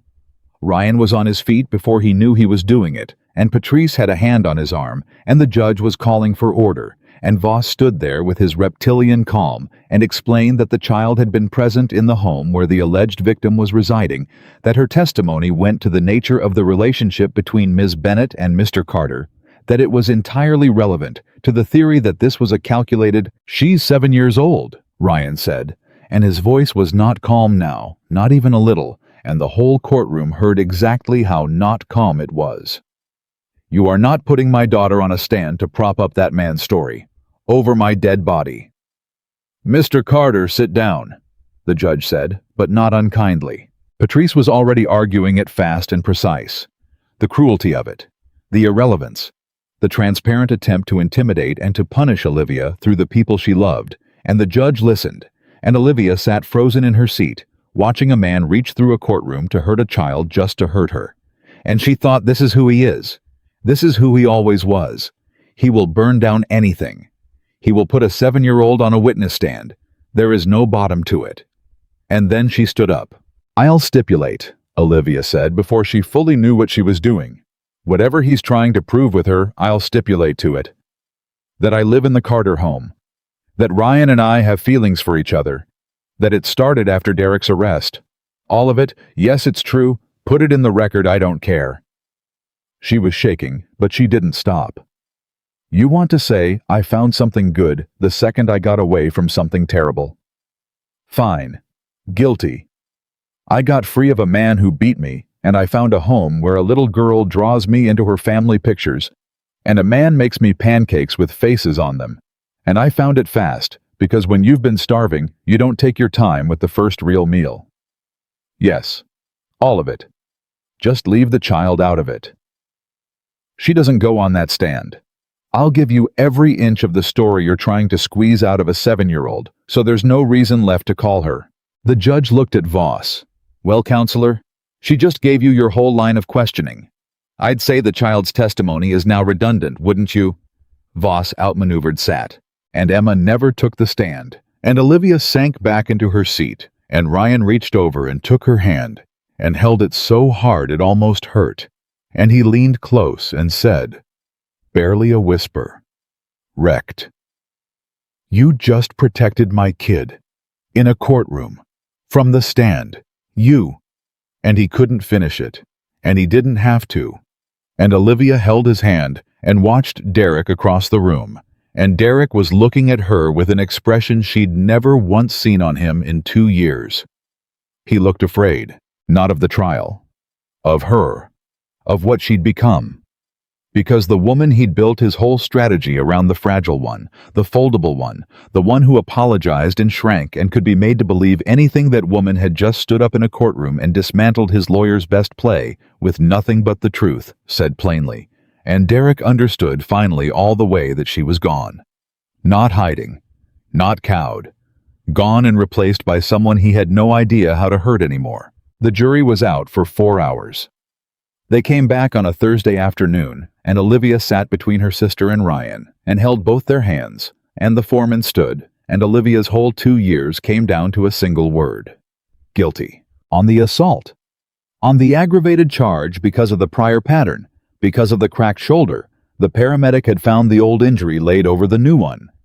Weeks old, never treated, which the prosecution had used to establish that the night of the door was not a first offense, but the last in a long documented line. Guilty. Olivia didn't cheer. She didn't cry, not right away. She just breathed one long, shaking breath that felt like it emptied out 2 years of held tension all at once. And beside her, Sarah was crying, and Ryan had his eyes closed and his jaw tight, and across the room, Derek Collins was being told to rise for the reading. And he rose, and he turned one last time to look at her. And Olivia looked back. And for the first time in the entire history of them, she didn't look away first. He did. Derek Collins broke eye contact with her and looked down at the table, and that small thing, that tiny surrender, a man who'd made her drop her eyes 1,000 times, finally dropping his own, undid her more than the verdict had. Because that was it. That was the whole war right there in a 2-second exchange of eye contact in a county courtroom. He looked away first. He would never again be able to make her the smaller person in a room. It was over. Not the sentencing, not the appeals his money would surely buy, not the healing that would take years. But the thing itself, the core of it, the power he'd held over her that was over, and they both knew it, and he'd just admitted it by being the first to look at the floor. The sentencing would come later. The protective order violations, the letter, the diner, all of it would be folded into it. And it would be years, real years. And Olivia would be there for every hearing, not because she needed to see him suffer, but because she'd promised herself she'd never again be a woman who wasn't there for her own life. But that afternoon, walking out of the courthouse into the cold, bright day, Olivia Bennett stopped on the steps. Sarah went ahead to get the car. And Ryan stood beside her, not saying anything, giving her the room he always gave her. And Olivia looked out at the parking lot and the ordinary afternoon, and the ordinary people living their ordinary, unbruised lives. And she said, without looking at him, "For 2 years he told me nobody would ever want me, that I was lucky he tolerated me, that a woman like me at my size, at my age, I should be grateful anyone chose me at all." She wrapped her arms around herself, but not to hide now, just against the cold. And the thing is, Ryan, the thing I can't stop thinking about, he almost won. If you hadn't seen me struggling with that box, if you'd been the kind of man who looks away, if the call hadn't gone through that night, it was so close. I was so close to being a sad story people told. She seemed a little down lately. That's all I would have been. Ryan was quiet for a moment. You keep giving me the credit, he said finally. The box, the door, the call. And I get why. But I need you to hear something, and I need you to actually hear it, not just let it go past. He turned to face her. I didn't save you. I want to be really clear about that, because if you walk out of this believing a man saved you, then you've just traded one story about needing a man for a nicer version of the same story, and you deserve better than that. I drove to a house.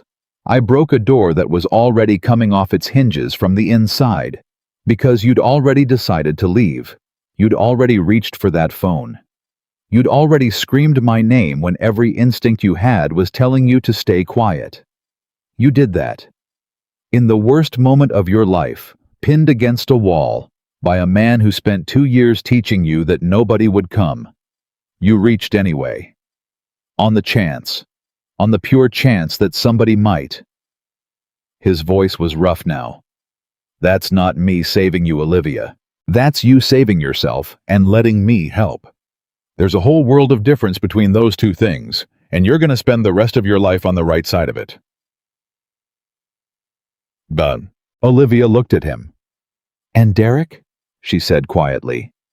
You said this would tear itself apart at the end. That the machine would grind itself up when the fuel ran out. Is it over? Is that what today was? And Ryan looked out at the parking lot at the cold, bright, ordinary day, and he didn't lie to her because he never had. The trial's over, he said. The man's not gone. Guys like him are never fully gone. There'll be letters, there'll be appeals, there'll be a day years from now he gets out and you feel that old cold go up your spine. I won't pretend otherwise. He turned back to her, and the granite in his face softened into something else. Something that had been there under everything since the coffee machine, since the box, since the very first. Are you okay to lift that? But the part where you were alone with it, that part's over. That part's over for good. And that was always the only part that made him strong. Sarah pulled the car up, and Olivia Bennett walked down the courthouse steps toward it, toward her sister, and toward the drive home, and toward a house where a 7-year-old was waiting with a spelling test and a spare seat. And she did not look back at the building where Derek Collins sat, waiting to learn how many years he'd lose. She'd already spent enough of her life looking back at him. The rest of it, every remaining day, she was going to spend looking forward. The forward-looking lasted until the sentencing, and then Derek got 8 years, and Olivia thought that would be the moment it all finally ended. It wasn't. Because the thing nobody tells you about surviving something like Derek is that the trial ending doesn't hand you your life back with a bow on it. The trial ending hands you something stranger and harder. A whole open future you have no idea how to live in, and a body that still flinches at syrup, and a set of instincts sharpened over 2 years for a war that's suddenly bewilderingly over. The first month after the sentencing was the worst, and Olivia hadn't expected that at all. She'd expected relief, and there was relief, but underneath it was something she was ashamed of, until Ryan told her it was normal. She missed the fight. Not Derek. God, never Derek, but the shape of the fight, the clarity of it, the way every day had a purpose, when the purpose was survival.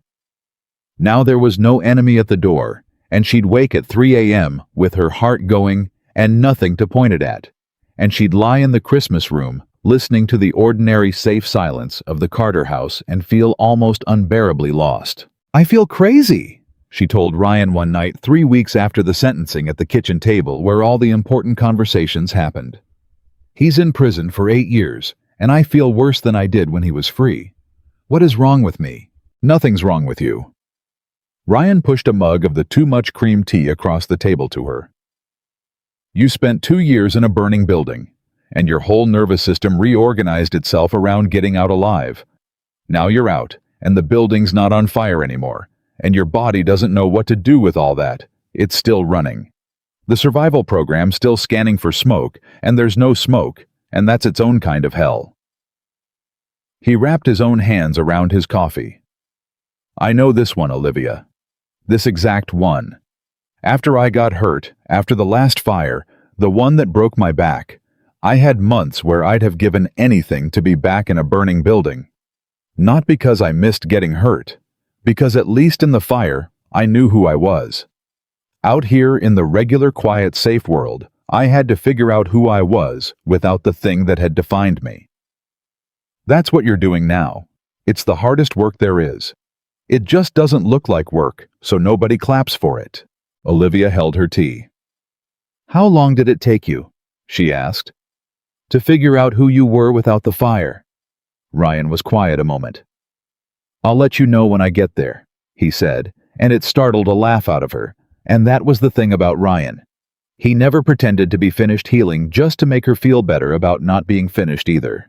So she started to build. Slowly. A day at a time, which was the only way anybody builds anything real. She found a therapist, a woman named Dr. Osei, who specialized in exactly this. And the first session, Olivia spent apologizing for taking up time for not being interesting enough for problems that surely weren't as bad as other people's. And Dr. Osei let her finish, and then said gently, You've apologized 11 times in 20 minutes. Someone taught you that your existence was an imposition. We're going to work on that. And Olivia went out to her car afterward and cried because someone had counted. Someone had noticed the thing she did. The thing Derek had built into her so deep, she'd stopped hearing it herself. She got her own apartment. That one was hard, and it caused the first real fight she and Ryan ever had. Though fight was the wrong word because Ryan didn't fight the way Derek fought. Ryan fought like a man who could still hear you. I don't understand, he said when she told him she'd signed a lease. You're safe here. Emma loves you. He stopped himself. I just don't understand why you'd want to be alone in some apartment when you could... Because I've never lived alone, Olivia said. Ever. Do you realize that I went from my mother's house to a college dorm, to a roommate, to Derek? I have never once in my whole life had a space that was only mine, where the only person's moods I have to read when I walk in the door are my own. I don't know who I am by myself, Ryan. I've never met her. She reached across the table and took his hand, because she could see this was landing wrong, could see the old fear in him that she was leaving, that he'd read this all wrong. That the door and the punch and the pancakes had meant something different to her than they had to him. This isn't me leaving you. God, no. This is me making sure that when I choose you, and I am going to choose you, Ryan, I want you to hear that I'm choosing you as a whole person and not as a place to hide. I spent 2 years with a man because I was too scared to be alone. I am never going to be with someone for that reason again. Not even you. Especially not you. You deserve to be chosen by someone who could survive without you and wants you anyway. So give me a year. Let me learn to survive without you. And then watch how hard I choose you when I don't have to.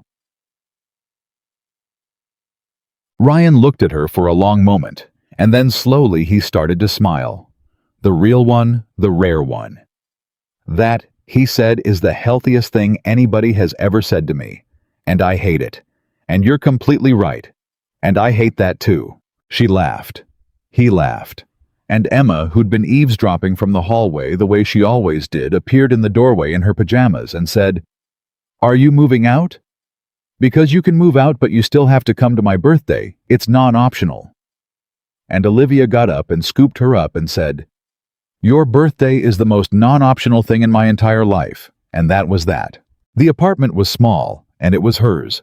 And the first night she slept there alone, she woke at 3 a.m. out of pure habit, heart-pounding, scanning for smoke, and there was no smoke, and there was no Derek, and there was no one whose footsteps she had to track in the dark. And she lay there in the quiet that was entirely her own, and instead of feeling lost for the first time, she felt something else. She felt free, not safe. She'd been safe at the Carters. This was different. This was the specific freedom of a space where the only person she answered to was herself, and she lay in her own bed, in her own dark, and started quietly to laugh, because 2 years ago Derek had told her she'd never survive on her own that she was lucky he tolerated her, that a woman like her should be grateful. And here she was, surviving alone at 3 a.m. in an apartment he would never set foot in, laughing. The healing wasn't linear. She'd promised herself she'd stop expecting it to be. There was a day 4 months in when she saw a man across a parking lot who had Derek's exact walk, that same rolling, confident stride, and her whole body locked up and she couldn't breathe. And she had to sit down right there on the curb, and it wasn't him. Of course, it wasn't him. He was in a cell 200 miles away. But her body didn't know that her body only knew the walk, and she sat on the curb and did the breathing Dr. Osei had taught her until the world came back. There was a day she put on the green blouse. She'd bought another one, not the same one, that one was gone, thrown in the trash on top of coffee grounds by a man who couldn't stand the thought of people looking at her. But another green blouse, bright, the kind that said, "Look at me," and she'd hung it in her closet and not worn it for 2 months because some part of her was still waiting for the punishment, still braced for the hand around her own, closing on the fabric, still hearing Derek's voice. "A woman built like you, in a color like that, people are gonna look." And one morning she took it off the hanger and put it on, and looked in the mirror, and she waited for the shame, and the shame didn't come. What came instead was a woman in a green blouse who looked, she realized with a small shock, good. Not good for her size. Not good considering. Just good. A woman who took up space in the world in a bright color and had every right to. She wore it to work. And nobody died. Nobody looked at her and thought, who does she think she is? People said, "That color's great on you," and meant it, and Olivia said thank you, without apologizing, without deflecting, without the reflexive minimizing, "Oh, this old thing, I don't know what I was thinking," that she'd have done a year ago. She just said thank you, because it was great on her. Derek had been wrong about that, like he'd been wrong about everything, and the proof was a green blouse, and a Tuesday, and a woman who no longer flinched at her own reflection. That night she called Ryan and told him about the blouse, and there was a silence on the line, and then he said, "Rough, I wish I could have seen it." And she said, "You will. There's gonna be a lot of green blouses, Ryan. I've got a whole life of green blouses to make up for." And she heard him smile through the phone. The year went fast once she stopped bracing against it. She reconnected with the college friends Derek had trimmed away, and it was awkward at first, 2 years of silence to account for, but real friends understand the shape of what happened even before you explain it. And one of them, her old roommate Kayla, cried on the phone and said, "I knew something was wrong. I kept calling, and you kept getting more distant, and I thought you just didn't want me anymore." And Olivia got to say the thing she was learning to say, the true thing. "That wasn't me. That was him working through me. It was never that I didn't want you." And a friendship that Derek had murdered came back to life because it turned out love that's real doesn't fully die, it just goes dormant, waiting for the winter to end. She and Sarah talked every week now. Every single week without fail, and sometimes about nothing at all. And Olivia understood that this too was something she was reclaiming, a sisterhood Derek had nearly stolen, and she was taking it back one Sunday phone call at a time. She got a promotion at Halverson. Frank fought for it personally, and when he told her, he said, "This isn't a make-up for it thing, in case you're wondering. You'd have gotten this a year ago if that man hadn't had you so scared you couldn't see your own worth. This is just the world finally catching up to what you always were." And Olivia, who a year ago would have deflected the praise, who would have said, "Oh, I don't know if I really deserve," just said, "Thank you, Frank. I know. I earned it." And watched Frank's face break into a grin, because he'd watched her do it. Watched her take the compliment like a person who believed it, and he knew exactly how far she'd come to get there. And Derek, he wrote twice more in that first-year letters that got intercepted and added to his file, and earned him nothing but a worse standing at his own parole hearings. And then, somewhere in the second year, the letters stopped. Olivia never knew exactly why. Maybe he finally understood there was no one on the other end anymore. No frightened woman reading his words in the dark, hearing his voice in her head. Maybe some prison counselor got through to him. Maybe he just found someone new to think about.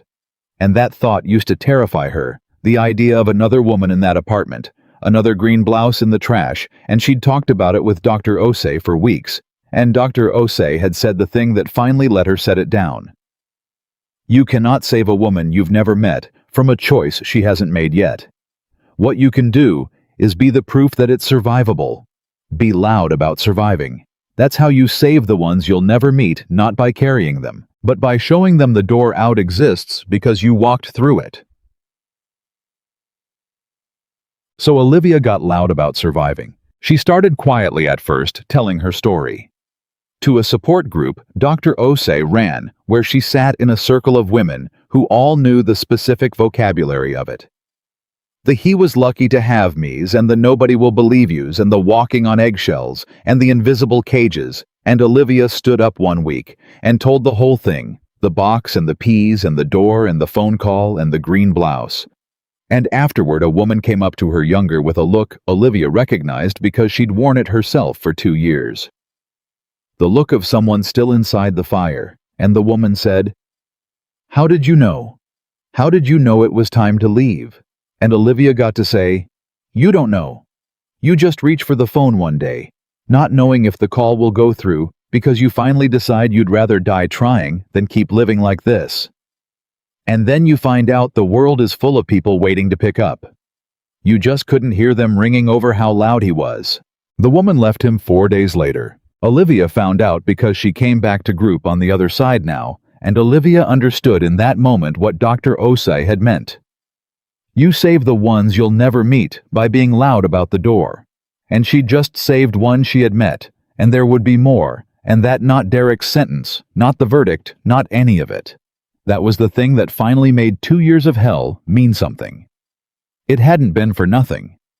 It had made her into someone who could hand another woman the map out. The year she'd asked Ryan for ended on an ordinary Tuesday. She hadn't marked it on a calendar, but she was in her apartment. Her own apartment, the one she'd learned to live alone in, the one where she'd met the woman she was by herself and found out she liked her, and she was standing at her own window in a green blouse looking out at an ordinary evening, and she realized the year was up, that she'd done it, that she'd learned to survive on her own, to sleep through the night, to take a compliment, to wear a color, to be a whole person with her own moods and her own space and her own life that answered to no one. And now she got to choose. She drove to the Carter house. She didn't call first. Emma answered the door, 9, now taller still with opinions, and shouted, "It's Olivia!" into the house. And Ryan came around the corner with a dish towel over his shoulder, and Olivia stood on the porch in her green blouse and looked at the man who'd broken down a door for her 2 years ago and never once in all the time since tried to make her smaller. "The year's up," she said. Ryan went still. "Is it?" "It's up. I did it. I learned who I am by myself, and it turns out I'm someone who can survive alone just fine." She took a breath. "And I'm choosing you anyway. Not because I need you. Not because I'm scared to be alone. Not because nobody else would want me. I know now that's a lie. I've known it for a while." Her voice was steady, the bedrock all the way up. "I'm choosing you because you looked at a woman struggling with a box and asked if she was okay and actually waited for the answer. Because you took a punch to the face and then made me pancakes. Because you told me over and over that you didn't save me, that I saved myself and let you help, and you were right, and no man who wanted to own me would ever have said that. Derek needed me small. You've spent 2 years making me bigger. That's the whole difference. That's everything." She held out her hand. "So, I don't need you, Ryan Carter. And I want you more than I've ever wanted anything in my life. Is that enough?" Ryan crossed the porch and took her face in his hands, gentle the way he did everything, and he said, "That's the only kind of enough there is?" And he kissed her finally after 2 years, and Emma made a loud, disgusted noise from inside the house and then immediately shouted, "Does this mean she lives here now?" And they were both laughing too hard to answer. She didn't move in right away. She kept the apartment another year because she'd learned the value of her own space, and she was never giving that up entirely. And Ryan understood, because Ryan always understood. But she was there most nights in the house that had stopped being the Carter house and started being theirs. And she went to Emma's birthdays, all of them non-optional, and she stood at the stove some mornings and made pancakes with faces on them for a kid who was hers now, in every way that mattered. But the paperwork came too. Eventually, years later, a quiet adoption in a judge's chambers. Emma beaming no longer a spare seat, but a whole permanent place. There's a photograph on the wall of that house now. It's the four of them, Olivia, Ryan, Emma, and the dog Buster, who finally showed up the way Emma always promised he would. And in the photo, Olivia is wearing green, and she's laughing, and she's taking up her full space in the frame, the whole of herself. No oversized armor, no scarves, no hiding. And if you didn't know her story, you'd never guess that the woman in that picture once pressed frozen peas to a bruise in an office bathroom and smiled at herself in the mirror because she believed all the way down that no one would ever come. Someone came, but that was never really the point, and Olivia knew it in her bones. The point was never that a man broke down a door. Doors get broken all the time. That's the easy part.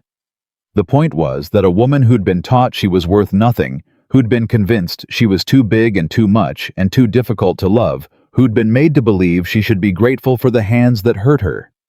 That woman reached for a phone in the dark on the pure chance that somebody might pick up. She bet everything on the possibility that she was worth saving, and she was right.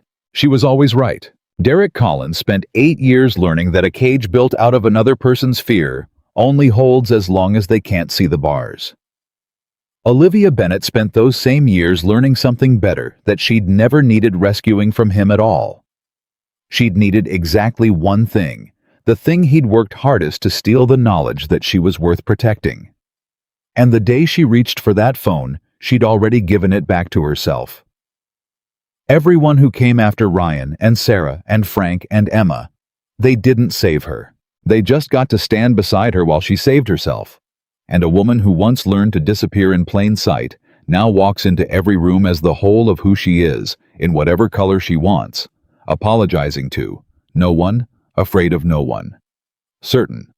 All the way down of the one thing, it took her the hardest years of her life to learn that she was never too much and never too little, and never, not once, not for a single day, difficult to love. She was only ever waiting to find out she was worth it, and now she knows.